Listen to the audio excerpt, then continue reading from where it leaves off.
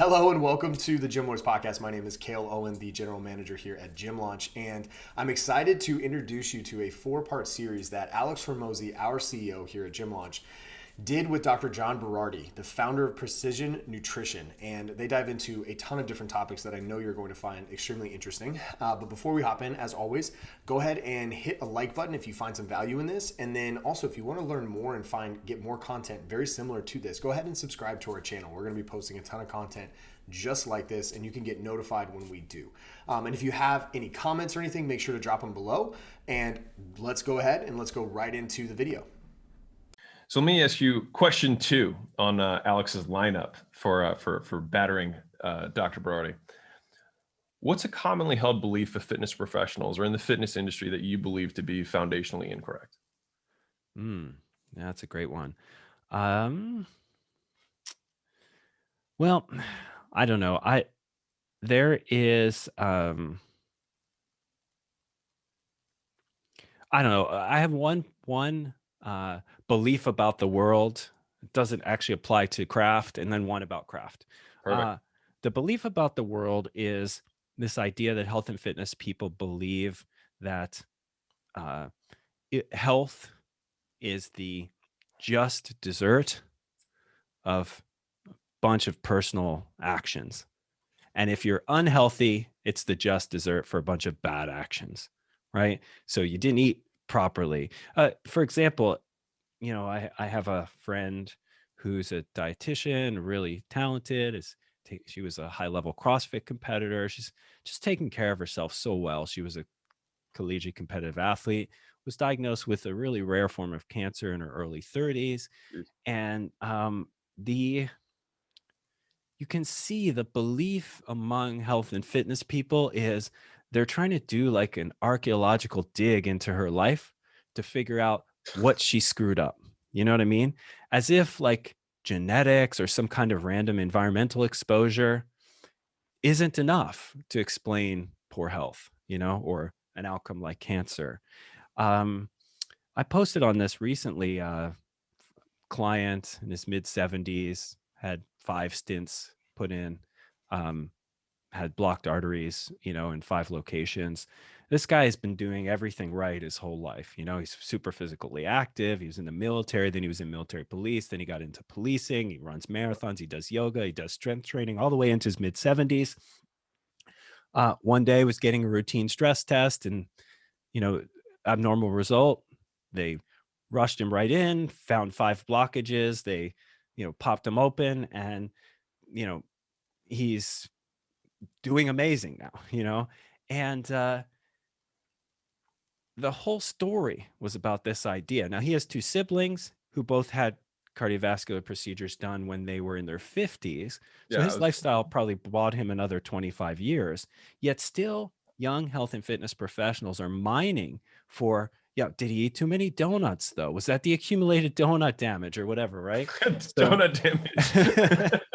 So it's just this core belief of young professionals that somehow all disease is related to personal lifestyle choices around food and exercise. And that if you end up sick, it's because you didn't work hard enough at food and exercise. Maybe you had too many cheat meals or whatever. And it's just simply not this fallacy that we have control over everything, that personal choices and free will control everything and the outcomes.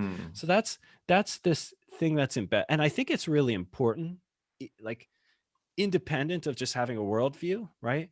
Because it leads to decisions about how you'll be with clients and customers. You know what I mean? It leads to decisions about how you'll talk, about how you'll embrace people, about how you'll show up with humanity and compassion, about how you'll recruit, about how you'll project this story onto others, and whether they'll believe you have their best interests in mind and make themselves available for you to help. So I think we need to eradicate these kinds of notions. And even if it is true, even if it were true that our 76-year-old donutted his arteries closed, can you let that go? Can you just let that go and show up with compassion and humanity and help people? So I think that's the first one. Um, the second one is actually kind of a modern thing, which is around marketing, which is that's, I kind of wrapped up my career at PN, mostly thinking about marketing. Hmm. Um, and again, it took me too long to get there. It took me too long to figure out, gosh, I've always wanted to be a writer and tell stories. I'm also a super data nerd. I went and got a PhD. If I put those together, what does that look like? And there's probably dozens of answers, but the one that really manifested for me was marketing. I was like, ah, man, I love having a big megaphone. Um, the caliper profile you and I were talking about before we started recording. Um, I'm super high in gregariousness and super low in sociability, which are two traits that people don't understand or separate. People are like, how could you be a deep introvert, JB, and love being on stage? Well, because being on stage is gregariousness, and introversion is sociability. So I Mm. have super low sociability, but very high gregariousness, right?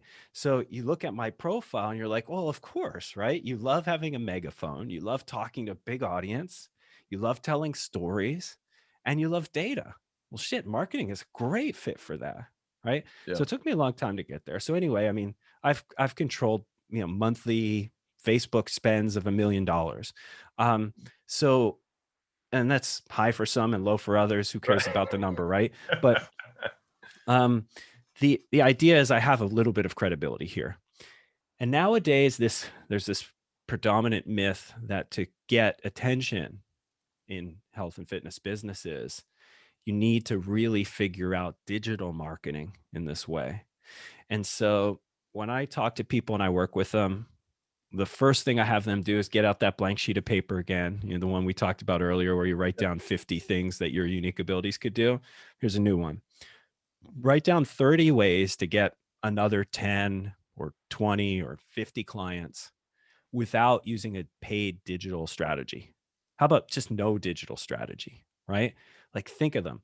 And if you can't think of one, go buy the old books from the 90s and 2000s, guerrilla marketing, Yeah. okay? Because they outline this pre-digital age, right? Yeah. And the idea was, how can you, for low cost, high touch, reach as many people as possible to get leads and whatever, you know? So things like, would you be willing, if you have a local business, to go flyer every car at the Walmart parking lot? You know, would you be willing to put up lead boxes? I don't think too many people do that anymore, but that's one way I used to get lots of clients when I ran a personal training business down in Miami Beach, Florida. I actually, some people may remember Vanilla Ice. Some may not. Maybe too old for them. But Vanilla Ice was a popular white rapper in the 2000s. He ran a bike shop in Miami Beach, in South Beach, Florida, and I had a lead box in his bike shop. And lead boxes are these little cardboard boxes where it says win a Yeah. free whatever personal training session or gym membership, and you fill it out and put your name and email address with a pen and paper, and then I would, go collect those leads and call those people. I would cold call out of the yellow pages. I remember early in my career, you know, a lot of people don't think of any of these things. I Right. would email all my friends and family. Do you have a friend? Uh, I would talk to 5 people each day that I didn't know, not necessarily as a way to get them as a client, but the people close to them. Do you know anyone who'd be interested in? Here's what I do for a living. Um, so again, 30, 50, whatever ways of getting clients and leads without digital. Now, digital's helpful, it's useful. But if that's all you're thinking about at the early stage of your career or even mid stages, it's a problem because it's expensive and there's people who are way better at it than you. And those are the ones who drive up the rates.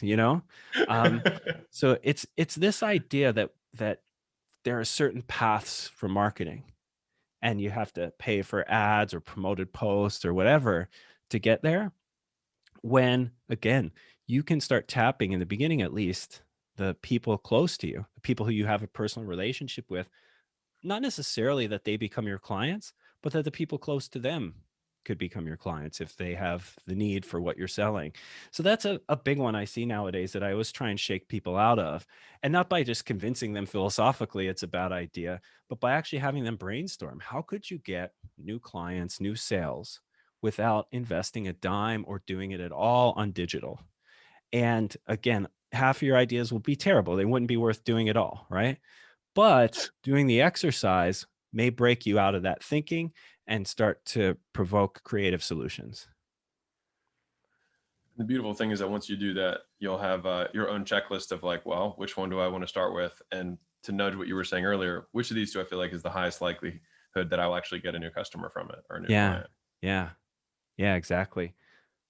One thing that's has been on my mind a lot lately is long tails, which is like, how can something I do one time today continue to pay me over and over again for a long period of time?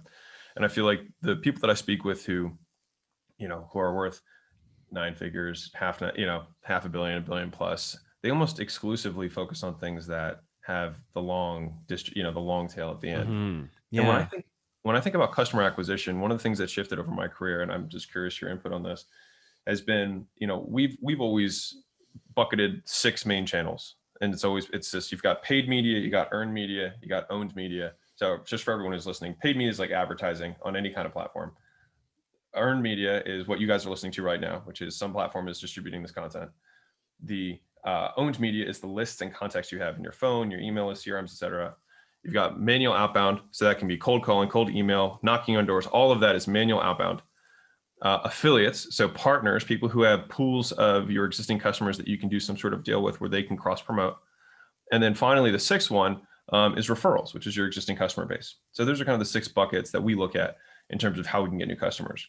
But of those 6, there's only one that compounds.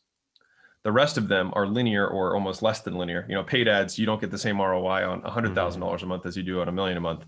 And for everyone who's listening, I'm saying it gets worse. Whereas, so for us, what we've really looked at is the only strategy that has a long-term payout from a one-time investment of consistently figuring out the product is word of mouth. Because if you can truly get the product so that every one person refers 1.1 people or 1.2 people, then the other 5 become completely moot because you can just do that. And so one of the questions I like to ask him is, and this is for people who are listening, is like, what John said is, especially if you're starting out and you don't have clients, everything he just said, and even if you have some clients, everything he just said, 100% do that. But sometimes I like to ask myself the question, which is, why are my existing clients not referring more clients? Yeah. Why are they not telling me? And a fun open-ended thought process is, if I could only get one customer, I had a limit. So Alex and John give you a limit, and it says, you cannot sell any more people. You cannot promote at all. You only have one customer. What would that customer's experience need to be in order for that person to become the promoter for your business? What would that have to look like? Yeah. And how would you, I like to layer 2 things on that, right? One is because the first is what kind of sort of what they paid for. So in other words, product or service experience are you going to give them?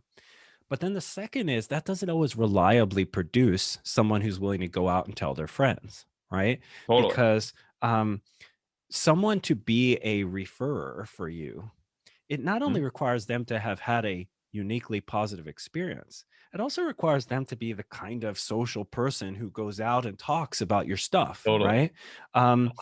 Now you can, again, if you put the one client rule on it, you either have to pray that they're gregarious and social and like don't feel lazy going out and promoting their coach to someone. Or you have to have a system in place that makes any kind of person willing to go out and talk about you, right? So I think there's 2 tiers to it. One is great service delivery. The second tier is, how do I create a pathway that makes it so easy for people to tell others about what they had with me, that they don't feel like they're A, inconvenienced for doing it, B, have to do a bunch of work in the context of their other life, and C, don't feel like cheesy salesperson on your behalf, right? Totally. So, is that like in some cases it may be a simple nudge. Hey, refer a friend and whatever. Now, the thing that most people think about is transactional, and this actually works less well than almost any other method. Hey, if you refer a friend, you'll get a free month. Totally. Right? This works less well because if someone's so passionate about your work together, you want to make them feel like you're doing them a favor and they're doing you a favor. rather than Hmm. there's a transaction there, right? It could Totally. be, It cheapens it. yeah, exactly. So there's a bunch of ways to do it. One thing that I always find is people just don't have the language, right? And Totally. again, this is my unique ability. I Yeah. write stuff for a living, So I'm Yeah. like, can I give them a sentence or a paragraph that they can Yeah. share on their platforms? Can I say, hey, listen, it seems like you're having a really positive experience working with me. I'd love it if you were to tell any friends who you think may be in the same boat and may need the same kind of help. Now, if you're wondering what to say to them, here's Yeah. the kind of thing that really works great. And Beautiful. you give them the sentence or the Yeah. language. And if you're uncomfortable with that, I put together a little pamphlet, flyer, Yeah. email, article that you can share with them and say, hey, I was reading this. My coach gave it to me, and it seems really relevant to your situation. So I picked it up for you. That's one of those scenarios where, I mean, how often in your life has someone brought you something that's relevant? Hmm. They told you, I was thinking about you today when you Hmm. weren't around Right. and your life and problems. And I brought you this thing, which actually happens to be the solution. When you're on the receiving end, you don't feel like you're being sold anything. You feel like you have someone who loves, trusts, cares about you, and wanted to bring you a thing. So that I love that with the referral thing. I will say, like you said, you put that condition on it because in the beginning of your career, you don't have enough clients to do Right. referrals, which is Totally. why when I think in terms of long tail and short tail, and the thing you Yeah. said, when you talk to half billionaires or Yeah. billionaires, whatever, they think about long tail. Well, they are in the luxury position to be able to, right? They don't have to kill their lunch today, Super or they fair. don't eat, Super fair. So I try to always remember that when you're talking to people who have had long-term success and have a ton of money and have Yeah. big businesses, um, that their advice may be really good for where they're at in their careers Right. today. And that advice may not be relevant to you today. It's not to say don't listen, because you might pick up some gems, or you might just have a better vision of where you'll have to go eventually. Right.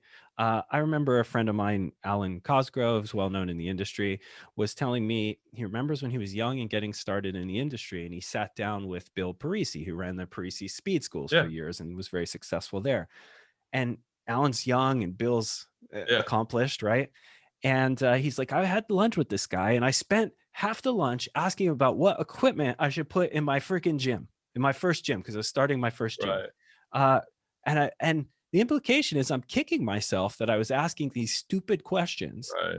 of a highly seasoned professional that I could have learned so much more from. But my takeaway was, but that's all that you had to think about at the time, Yeah. right?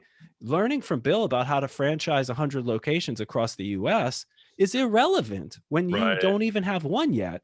And you do need to know where to buy your leg press or your squat rack. That's important at that stage. So, anyway, I think about that a lot. Like, you do need to figure out how to kill lunch Totally. today if you're just getting started. It's- There's always that in the middle stage, though, where you have to transition from just killing lunch to providing next week's lunch. Yeah. And I think it's really critical because I love your idea around referrals. And that's what we identified early on at PN when we were in our biggest growth phase. Yeah. The number one predictor of someone signing up for our certification at the time was, did they hear from someone they respected, either locally, like the best trainer at their gym, Yeah. or someone online, that this was a good course? Or did they see that they had done this course, or did they say something positive about this course that tipped them over from curious or interested to actually making the commitment to do it, which is part of this kind of general referral network. When we think of referrals, we think of, did person A talk to person B and Right. then person B come see me? But that's not the only way, right? That No. referrals happen. It can happen very indirectly. My hero did your thing and I Yeah. heard about it, and then I signed up as a result of that. So, but the question remains the same. How will you get heroes or person A's out there championing you?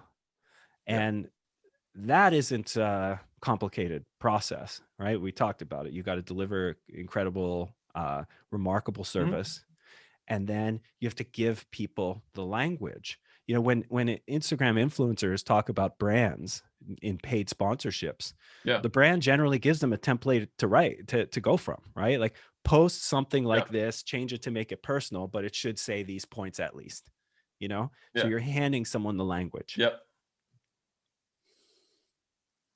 The brand messaging. These are the key points that we know resonate with the types of clients that we want to attract. Yes. That was really wonderful. I think it's actually one of the hardest things, even when I'm trying to, I mean, I'm sure you've probably struggled with this more than I have, but I get 100 something social DMs a day, probably a lot more than that actually, of advice, right? Mm-hmm. And kind of like the original question that we had is like, if I were to start over again, I might do things differently, but we also have the character traits and skill sets and experience that got us to have these beliefs now. And I think I might have needed to do some of the killing for lunch, because the product that I had when I started my career, candidly, was not that good. Right. You know what Yeah. I mean? And so I always go back and forth on this, where let's say you're running $1 million a year business. Is it better to get, I don't know if it's better, I don't know if it's dichotomous, right? But like, is it better to get advice from somebody doing $5 million a year, or is it better to get advice to get from somebody who's, doing $1 billion a year? Yeah. I like Ray Dalio's advice here about believability. Mm-hmm. So I don't know if you know any of the story, but Ray Dalio's book Principles was, Yeah. 2018's Amazon Book of the Year. Phil, my co-founder and business partner, is kind of responsible for that book becoming a thing. Yeah. And folks listening, they can go Google Ray Dalio, Phil Caravaggio. He's mentioned in the acknowledgments. And there's a number of things we learned directly from Ray over the years. And I love his take on believability, right? This idea that when you're out looking for advice or people to listen to, you can go survey everyone. That's probably the best way of finding good advice. But you have to weight the advice appropriately, right? Mm-hmm. And so you have to put a high amount of weight or, trust in people who are believable. And his criterion there is, has this person done the thing you want to do, right? Successfully, one. Have they done it repeatedly under varying conditions, right? In his world, investments, Yeah. like if you had a good year, cool. Right. Have you done it in up and down markets, Right. when there's been a recession, when there's Yep. been, great economic growth and inflation and all the conditions? And then 3, when they tell you what they did, does it make sense? And I break that down into an A and a B. Mm-hmm. A makes sense for your life and your business. In other words, where you're at today. And then B, do you understand what they're saying? Because if you don't get it, you can't do it, Yeah. right? So that's how you construct a set of believability weighted ideas for how to proceed, right? So I would ask someone who's maybe got a same size business as me, and maybe someone who's got a bigger business than me, but they're just up the road. And then maybe someone who's got a huge business. I would also ask people who coach $1 million businesses professionally, because maybe they've developed a system because they've seen so many businesses. Right. I've only grown ever one business to a couple $100 million in valuation. So I have no matter what I've learned and what I've done, I'm N equals 1, So Yeah. is there someone who's worked with 20 or 50 businesses like mine and people like me? Do they have a set of, kind of vague kind of beliefs about what works and what doesn't, Yeah. None of this is a science. So if I'm trying to grow, and I'm an entrepreneur, that's what I'm looking for. I'm looking to talk to everyone I can as often as I can, and then believability weight the information. Most people don't do that though, right? They either talk to too few people and they just presume if someone's been more successful than them that they must be right. Right. Or they talk to a bunch of people and they only do the things that feel good to them, right? And nowadays with stuff around growth mindset, we all know that like growth only really happens in the uncomfortable margins. Not always. Sometimes we're uncomfortable and we're not growing. We're regressing. But Right. We know that if it feels great to you, you have to take a second and say, does it feel great to me because it feels easy? Because it's already close to what I'm doing? Is it just validating my own choices? Right?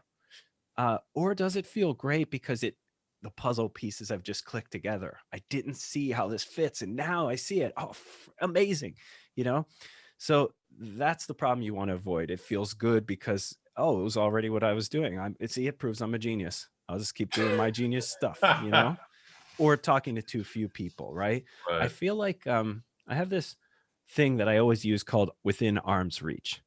Most of us will go for advice or support or services within arm's reach. I know a guy or a girl, or I know a guy who knows a guy or a girl. Yeah. That's not far enough afield. If your advice, your services, your help is all coming from within arm's reach, then your network is too small. You need to broaden it out, right? So it's human nature to be hiring happens all the time. Who do I know Right. that could fill this role? Chances are that's not going to be the right pool to fish from. You know, you need to go out and be able to go into networks beyond yours. And it's hard so when we talk about some of my unique abilities earlier, this is one of my unique inabilities. Because I'm not particularly social. Most of the work I've done over the years has been remote. The number one question I ask people when they say they have an opportunity for me is, you see this chair right here that I'm sitting in? Does it involve me leaving my chair? If it does, the chances are probably, no, it's not going to happen. I love being home. I love being with my family. I'm a homebody. I love routine. I love just what I got right here.